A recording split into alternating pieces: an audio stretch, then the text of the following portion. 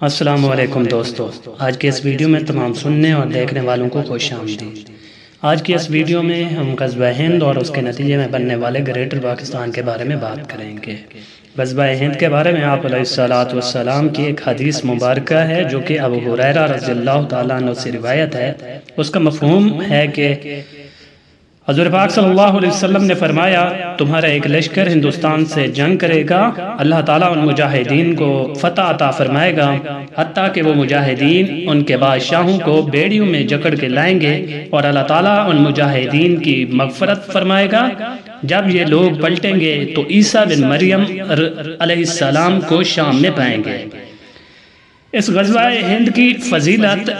اس بات سے اندازہ لگایا جا سکتا ہے،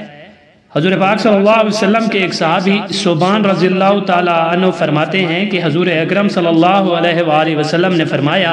میری امت میں دو گروہ ایسے ہیں جنہیں اللہ تعالیٰ نے جہنم سے محفوظ کر لیا ہے۔ ایک گروہ وہ ہوگا جو ہند پر لشکر کشی کرے گا، جبکہ دوسرا عیسیٰ بن مریم علیہ السلام کے ساتھ ہوگا۔ غزوہ ہند کے بارے میں اکثر علماء کا ماننا ہے کہ اس پیشین گوئی میں غزوہ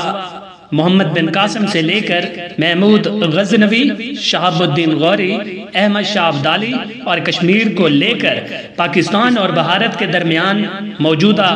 جتنی بھی جنگیں ہیں اس میں شامل ہے۔ بعض کا کہنا ہے کہ عہد نبوت سے لے کر تا قیامت بر صغیر میں مسلمانوں اور غیر مسلموں کے درمیان تمام لڑائیوں کو غزوہ ہند قرار دینا درست ہے، جبکہ اس لڑائی کا جو آخری مارکہ ہے وہ بہت خون ریز ہوگا۔ مسلمان اور ساتھ میں ہندو برابر تعداد میں کٹیں گے، اتنی یہاں پہ لاشیں ہوں گی کہ اگر ایک پرندہ جو کہ لاشوں پر بیٹھنا گوارا نہیں کرے گا وہ اڑے گا، اسے کوئی جگہ نہیں ملے گی بیٹھنے کے لیے، جبکہ وہ گر کر انہی لاشوں پر پڑے گا۔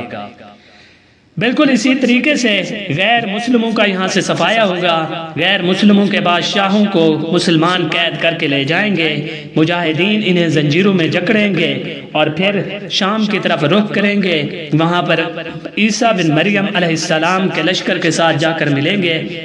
حضرت عیسیٰ اور امام مہدی علیہ السلام پھر دجال کے ساتھ قتال کریں گے، دجال کا خاتمہ ہوگا اور دجال کے ساتھی یہودی ہوں گے اور ان کی تعداد تقریباً 80,000 ہوگی، اور اس خاتمے کے ساتھ دجال کے خاتمے کے ساتھ ظلم و جبر کا بالکل خاتمہ ہو جائے گا۔ اسلام اس پوری دنیا پر ایک دفعہ پھر اپنے تمام آثار کے ساتھ نمایاں ہوگا۔ یہاں پر انصاف اور